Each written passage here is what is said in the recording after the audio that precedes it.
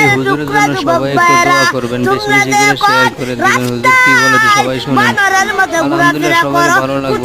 নামাজ রোজা সবার জন্য দরকার, বুঝছেন? নামাজ হলো বেহেশতের চাবি। মানুষ মৃত্যুর সাজার পরে প্রথম হিসাব হবে কিয়ামতের দিন নামাজের। নামাজের হিসাব দিয়ে শুরু হবে। সবাই দেখেন ও কি বলতেছে। ধরা নাই কবরে যাওয়ার পর তোমাকে যখন ফেরেশতারা প্রশ্ন করবে তোমার রবকে, তোমার দিনকে, তোমার নবীকে, যদি প্রশ্নগুলো না উত্তর দিতে পারো তোমরা জাহান্নামে চলে যাবা। ও যুবক, দিলের ভিতরে আল্লাহর ভয় ঢুকাও, আল্লাহর কালাম হাত দিয়ে ধরো, 5 ওয়াক্ত নামাজ ঠিক মতো পড়ো। ওই কুরআন কিয়ামতের দিন তোমাকে জান্নাতে বানায়া দিবে। সুবহানাল্লাহ।